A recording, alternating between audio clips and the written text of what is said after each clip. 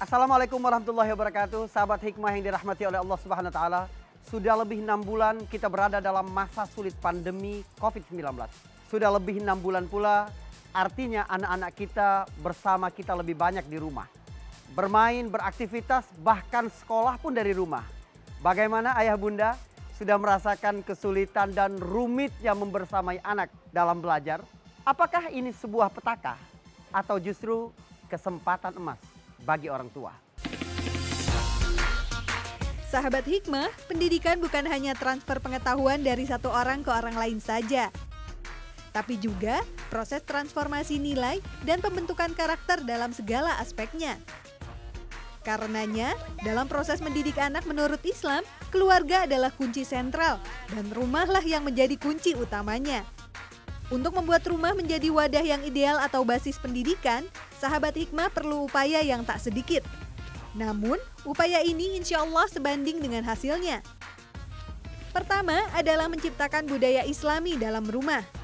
Orang tua hendaknya memberikan contoh teladan kepada setiap anggota keluarga. Misalnya, menanamkan kebiasaan sholat tepat waktu, membaca Al-Quran di waktu tertentu, membaca doa yang dicontohkan Rasulullah, dan lain sebagainya. Dengan pembiasaan perilaku ini, setiap anggota keluarga akan terbiasa hidup dalam tuntunan syariat. Kedua, menciptakan budaya belajar di dalam rumah. Gairah orang tua untuk terus belajar, membaca, dan mengkaji ilmu akan menjadi teladan yang baik. Hingga anak terdorong untuk selalu haus akan ilmu. Ketiga, adalah memberikan fasilitas penunjang.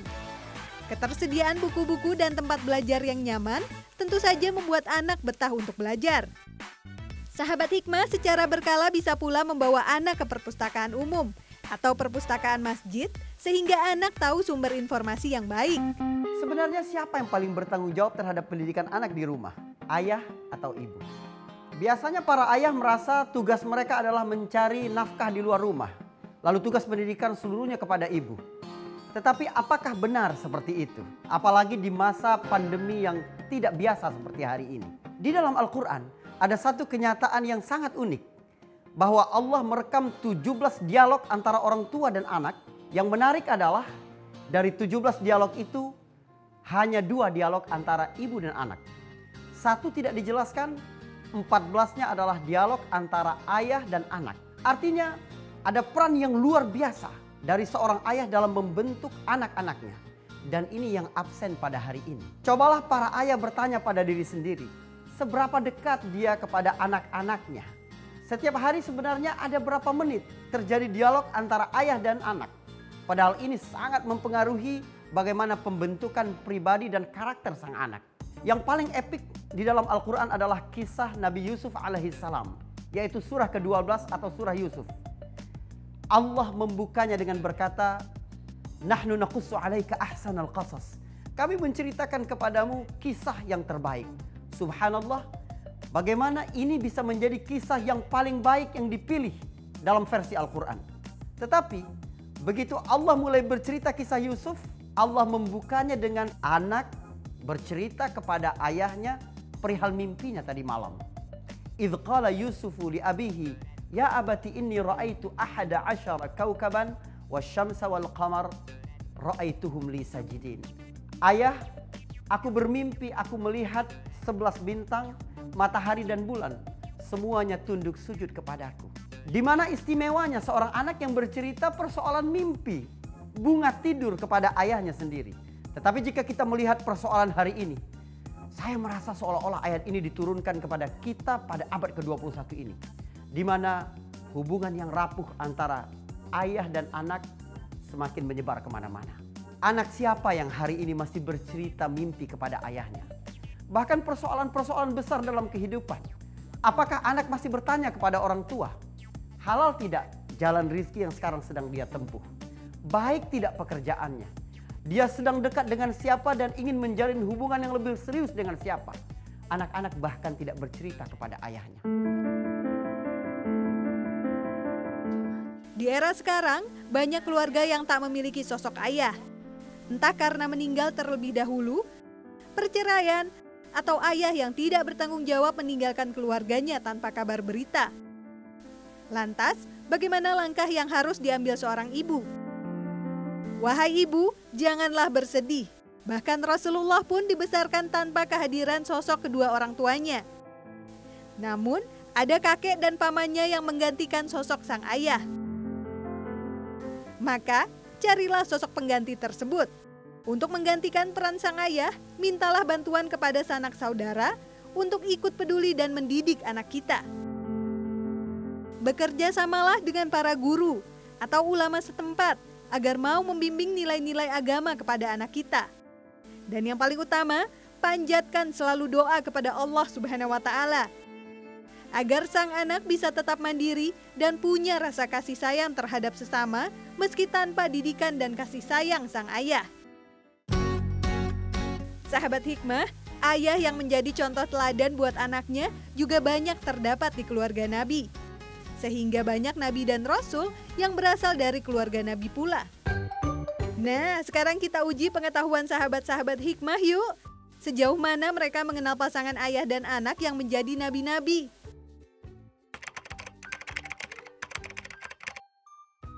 Nabi Ibrahim. Ibrahim itu siapa aja?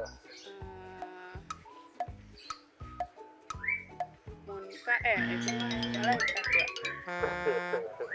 Ibrahim, Anak-anaknya? anak-anaknya Ibrahim Sama? Ishak. Oke, satu. Ibrahim Ishak. Kedua? Yusuf Ayub. Ngeblank. Nabi Ibrahim, Ya, anaknya anaknya. Nabi Ismail, Oke, satu. sama Nabi Ishak. Aha. Dua, Nabi Ishak. Yusuf. Ishak ininya sama siapa? Ishak, Nabi Yakub. Oke, terus? Terus anaknya Nabi Yusuf. Yusuf, bapaknya? Yakub. Yakin? Ya. Terus baju, terima kasih. Oke. Sahabat hikmah, mendidik anak adalah kewajiban bagi setiap mukmin. Rasulullah Shallallahu Alaihi Wasallam bersabda, "Kamu sekalian adalah pemimpin, dan kamu sekalian bertanggung jawab atas orang yang dipimpinnya. Seorang amir atau raja adalah pemimpin, seorang suami pun pemimpin atas keluarganya, dan istri juga pemimpin bagi rumah suaminya dan anak-anaknya. Kamu sekalian adalah pemimpin, dan kamu sekalian akan diminta pertanggungjawabannya atas kepemimpinannya." Hadis riwayat Bukhari dan Muslim. Jadi, jelas, setiap orang tua punya kewajiban dan tanggung jawab yang sama dalam mendidik anak-anaknya. Seorang suami harus berusaha dengan sungguh-sungguh untuk menjadi suami yang soleh. Mengkaji ilmu agama, memahami, serta mengamalkan perintah Allah Subhanahu wa Ta'ala dan Rasul-Nya. Ia juga harus dan mengajak dan membimbing istrinya untuk berbuat yang sama pula. Sikap dan perilaku kedua orang tua seperti ini akan dengan mudah diteladani oleh anak-anaknya. Jadi jelas bahwa orang tua dan keluargalah yang menjadi ujung tombak pendidikan anak. Bukan semata mengharapkan sekolah untuk menuntut ilmu dan membentuk kepribadian anak. Dalam kondisi serba tidak pasti sekarang, bekal yang paling dibutuhkan oleh anak adalah bekal tauhid. Bagaimana anak dapat merasakan kehadiran Allah Subhanahu wa Ta'ala dalam kehidupannya adalah hal yang paling mewah yang dapat kita bekalkan kepada anak-anak kita. Sehingga dia akan siap dengan situasi apapun, kejutan-kejutan di dalam hidup. Abdullah bin Zubair, putra dari Asma binti Abi Bakar, saudara Aisyah. Abdullah bin Zubair ini memang akrab di rumah Rasulullah sampai-sampai Aisyah juga digelar Ummu Abdillah. Seolah-olah Abdullah adalah anak Aisyah, padahal dia adalah anak saudaranya Asma. Suatu hari Rasulullah SAW berbekam, lalu dia memerintahkan kepada Abdullah bin Zubair untuk membuang darah bekas bekamnya itu. Ketika menjauh dari Rasulullah SAW, Abdullah bin Zubair terfikir dalam hatinya, sayang kalau darah Rasulullah ini terbuang sia-sia. Maka akhirnya dia memutuskan untuk meminum darah Rasulullah. Padahal itu sebenarnya dilarang. Maka Jibril turun kepada Rasulullah SAW dan memberitahukan kejadian yang sebenarnya. Ketika Abdullah bin Zubair datang ke Rasulullah bertanya, "Engkau buang kemana darah tadi wahai Abdullah?" Betapa terkejutnya Abdullah bahwa Rasulullah akan bertanya akan hal itu. Tetapi nilai tauhid sangat dalam di dalam diri Abdullah, membuatnya tidak mungkin berbohong kepada Rasulullah SAW. Tetapi untuk mengakui secara terus terang, dia juga tidak berani. Akhirnya Abdullah bin Zubair berkata, "Aku buang di tempat yang paling aman ya Rasulullah." Nabi tertawa dan berkata, "Tidak akan masuk neraka seseorang yang darahku mengalir di dalam tubuhnya." Betapa malu Abdullah bin Zubair sekaligus berbahagia karena ada jaminan surga di situ.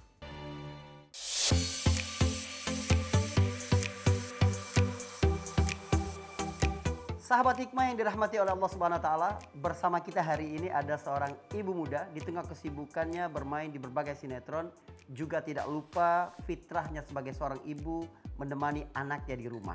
Kita sapa dulu Mbak Sasa Alexa. Assalamualaikum warahmatullahi wabarakatuh. Waalaikumsalam warahmatullahi wabarakatuh. Masya Allah, Mbak Sasa sehat? Alhamdulillah sehat Ustaz. Mbak Sasa, sahabat hikmah ini pengen dengar bagaimana sih seorang Sasa Alexa membersamai anaknya di masa pandemi ini? Apa aja tantangannya, kesulitannya, atau sering ribut atau gimana Mbak Sasa? Awal-awal sih kita nggak ngerasa ada beban seperti apa, tapi lama-kelamaan ada juga pasti kita rasa jengkel karena sebetulnya ya mungkin hampir semua anak-anak ya kalau belajar sama guru itu sama beda sama kalau dia diajarin sama orang tua. Biasanya kalau belajar sama orang tua tuh mereka lebih ngerengek, terus udah gitu mungkin lebih kadang ngeyel dikasih tahu gitu ya. Saya ngalamin banget nih, misalkan anak saya mau minta tolong ajarin PR gitu ya, terus kita kasih tahu, bukannya dia mengiyakan malah dia ngajarin kita balik. Terus kita bilang, "Loh kalau kamu udah tahu ngapain kamu nanya sama mami?" gitu kan ya. Apalagi kalau dia mau ujian setiap hari juga. Tantangan saya selain kalau misalkan saya lagi miss gitu ya, misalkan saya lagi pergi syuting atau saya lagi pergi kemana, pas saya sampai rumah ternyata pas saya lihat dia laptopnya 2. Yang sebelah kanan gurunya lagi ngomong-ngomong, Zoom kelas, sebelah kiri dia lagi main game. Nah coba tuh kayak gitu tuh pasti kan bikin emosi jiwa kan ya. Betul. Sepertinya ini problem semua ibu-ibu ya. Iya betul, belum lagi handphonenya Ustadz. Handphonenya ada juga di tengah-tengah. Temennya WA-an, dia kalau ditanya ngapain handphonenya online. Soalnya kita lagi diskusi kelompok alasannya. Iya kan? Ya, memang awalnya pasti pengen marah, emosi. Cuman setelah saya perhatikan, karena kan saya juga banyak di rumah belakangan ini. Ternyata memang sebagai orang tua kita nggak boleh emosi. Kita mesti mengerti kalau kita di posisi dia. Anak saya itu selesai sekolah itu jam 2 siang Ustadz. Masuk jam 8 pagi. Tetapi dia itu baru bisa istirahat itu sekitar jam 5 sore. Kenapa? Karena dia ada PR banyak banget. Yaitu selain belajar di rumah itu juga mungkin bosan buat mereka. Mereka nggak ketemu teman-teman. PR-nya juga Masya Allah Ustadz nggak tanggung-tanggung. Nah mungkin harus ada kebijakan dari orang tua menanggapi. Karena kalau kita suruh dia belajar terus, justru malah itu anaknya akan stres. Betul. Gitu. Bagi Mbak Sasa, pendidikan itu apa cukup yang didapatkan di sekolah atau ada yang lebih luas lagi Tidak, mungkin? jadi gini, kalau buat saya pribadi Ustadz, saya itu awalnya memang mengajarkan anak saya supaya dia harus bagus nilainya di sekolah. Nah, tetapi berjalan seiring waktu, mungkin pendewasaan saya sebagai orang tua, saya belajar dari pengalaman juga. Saya berpikir bahwa keberhasilan hidup seorang anak itu bukan ditentukan dari bagus atau tidaknya nilainya dia di sekolah. Tetapi bagaimana akhlaknya dia di luar, bagaimana jiwa sosialnya di luar dan orang lain itu yang penting. Nah itu ada trik nggak Mbak Sasa? Gimana pembentukan jiwa sosialnya, karakter akhlaknya? Iya, biasanya saya diajarin sama papa ya. Kita sebagai orang tua itu nggak boleh namanya cuma ngoceh, marah-marah tanpa ngasih contoh mereka gitu kan ya. Akhirnya sekarang saya mulai misalkan gini, udah sholat belum? Gitu kan. Dia bilang belum. Terus sedangkan maminya masih di atas tempat tidur main handphone gitu. Pasti kan anak bakal mikir mami aja nggak sholat gitu kan. Nah kalau sekarang saya justru nggak pernah yang teriak-teriak, sholat kayak gitu. Jadi saya cuma udah maghrib nih, terus aku ambil mukena apa segala macem, mau sholat nggak? Ya udah sholat. Pasti kan anak umur segitu masih kayak gitu kan. Betul. Jadi justru masa pandemi ini menjadi lebih dekat dengan anak, lebih banyak aktivitas bersama ya kan? Itu kita ambil hikmahnya mungkin. Betul, lebih banyak aktivitas bersama dan satu lagi, saya lebih mengerti anak. Dulu sebelum masa pandemi, saya kan lebih sering keluar rumah karena saya kerja Ustadz. Jadi kan kerjaan itu memang maksudnya tidak terbataskan selama sebelum pandemi. Betul. Saya hanya menitipkan anak itu sama guru sekolah, guru les sama mbak di rumah. Nah jadi kalau ada kebetulan saya lagi di rumah, anak minta ajarin itu saya sering banget geprak meja, marah-marah. Nah selama di rumah justru saya lebih banyak lihat, kasihan juga ya ternyata nih anak belajarnya ternyata begini ya, oh ternyata sekolahnya begini ya, kok nggak berhenti kerja tugas ya, justru malah jadi lebih ada simpatik ke anak. Misalnya anak nih nangis belum kelar tugasnya, sedangkan jam 7 malam masih dikumpulin. Saya sekarang lebih yang udah nggak usah nangis, nggak apa-apa terlambat ngerjain tugasnya. Yang penting kamu dikumpulin. Kalau dulu saya pasti geprak meja, saya pukul pantatnya, saya udah ngoceh-ngoceh pasti. Tapi semenjak pandemi saya justru berkurang banget Ustaz. Iya, gitu. ini pemandangan yang hampir semua ibu-ibu dapatkan. Karena memang di satu sisi kan kita menjadi lebih stres karena keadaan seperti sekarang. Tapi gimana kemudian kita berusaha berbenah, bersabar kan begitu Mbak. Ini pelajaran yang baik sekali untuk itu.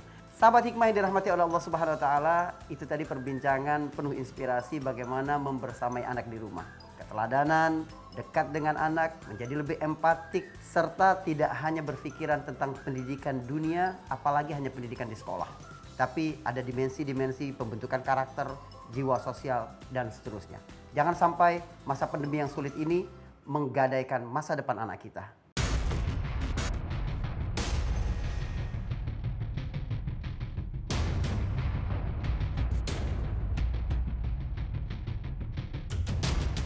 Rasulullah Shallallahu Alaihi Wasallam mengajarkan sikap lembut dalam pendidikan.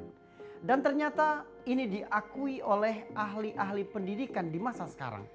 Pembentukan pribadi yang baik, kecerdasan, fokus kepada sesuatu, sangat tergantung bagaimana pendidikan dapat disampaikan dengan lembut. Biasanya sikap keras orang tua kepada anak selama masa pandemi, itu karena komunikasi yang tidak terjalin dengan baik antara suami dan istri. Sebab istri yang tidak mendapatkan perhatian serta komunikasi yang buntu antara suami dan istri akan dilampiaskan kepada anak dalam bentuk kemarahan dan kata-kata yang kasar. Tidak jarang bahkan kekerasan dalam bentuk fisik. Padahal pendidikan ini tergantung dengan seberapa kita bisa mengontrol emosi kita agar tetap bersikap lembut. Dalam surat Ali Imran ayat 159 Allah Subhanahu wa taala berfirman tentang Rasulullah, "Walau kunta fadhdhan ghalidhal qalbi lan faddu min haulik." Kalau engkau bersikap kasar, berhati keras, mereka akan pergi darimu. Begitu juga anak-anak. Potensi untuk lari dari rumah, mencari kenyamanan baru di luar rumah, dan itu merupakan awal musibah. Karena biasanya narkoba, pergaulan bebas, kekerasan di luar itu terjadi karena anak-anak merasa tidak mendapatkan kasih sayang di luar rumahnya. Penyebab lain kekerasan yang terjadi ketika mendidik anak adalah ketidakmengertian orang tua tentang psikologi sang anak. Kita harus berempati dan tidak boleh mengukur kemampuan anak itu dengan ukuran orang dewasa. Ada orang tua yang sangat kalap dan marah-marah ketika anaknya belum bisa melakukan sesuatu yang memang umur itu seharusnya memang dia belum tahu. Rasulullah SAW selalu memperhatikan bagaimana anak-anak didiknya, bahkan kepada umatnya secara umum. Umur 2-5 tahun, para sahabat-sahabat dulu membiasakan anak-anaknya untuk menghafal dan membaca Al-Quran.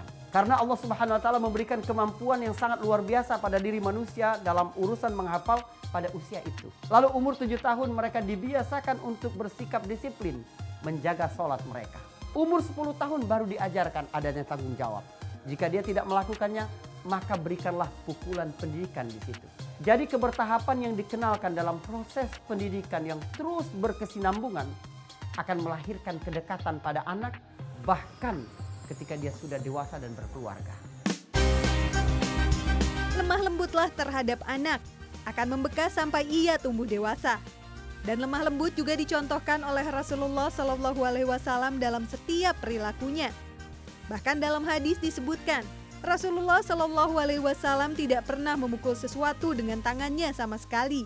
Tidak kepada istri beliau ataupun pembantu beliau. Beliau hanya memukul ketika berperang di jalan Allah. Hadis riwayat Muslim. Dalam beberapa riwayat, Rasul dan sahabat-sahabat menggunakan sikap keras hanya untuk memerangi musuh, serta melatih kedisiplinan yang terkait ibadah. Lihatlah riwayat Ikrimah Maula, seorang ulama besar ahli hadis yang banyak meriwayatkan hadis. Beliau berkata, Ibnu Abbas pernah merantai kakiku ketika sedang mengajariku Al-Quran dan Sunnah. Dalam riwayat lain, ketika sedang mengajariku Al-Quran dan ilmu waris. Dari Aisyah radhiyallahu anha, Nabi Shallallahu Alaihi Wasallam pernah bersabda, sesungguhnya kelembutan tidaklah berada pada sesuatu, kecuali pasti menghiasinya. Dan tidaklah kelembutan diambil dari sesuatu, pasti merusaknya. Hadis riwayat Muslim. Lingkungan rumah yang mendukung adalah poin pertama bagaimana mendidik anak di masa pandemi. Jangan jadikan rumah kita miskin ekspresi. Berikan apresiasi kepada anak-anak kita ketika mereka melakukan tindakan terpuji dan benar. Sebagaimana kita menegurnya ketika dia berbuat kesalahan. Yang kedua adalah keharmonisan antar suami dan istri. Tentu saja di masa pandemi yang sulit ini segala sesuatu menjadi lebih sensitif. Disitulah kedua orang tua berlatih untuk menjadi lebih bijak dan mengelak hal-hal kecil yang tidak penting untuk diperdebatkan. Selanjutnya adalah kelembutan dan kedekatan. Tunjukkan bahasa kasih dan kedekatan yang luar biasa kepada anak. Ada waktu lebih banyak karena tidak bekerja full di kantor. Lakukan aktivitas-aktivitas bersama karena ini akan sangat mendukung bagaimana pesan-pesan dari kedua orang tua dapat sampai lebih dalam ke hati anak-anak. Terakhir adalah keteladanan. Kunci segalanya adalah bagaimana orang tua memberi contoh yang baik kepada anak-anaknya. Satu keteladanan baik lebih kuat daripada 1000 kata-kata bijak. Assalamualaikum warahmatullahi wabarakatuh.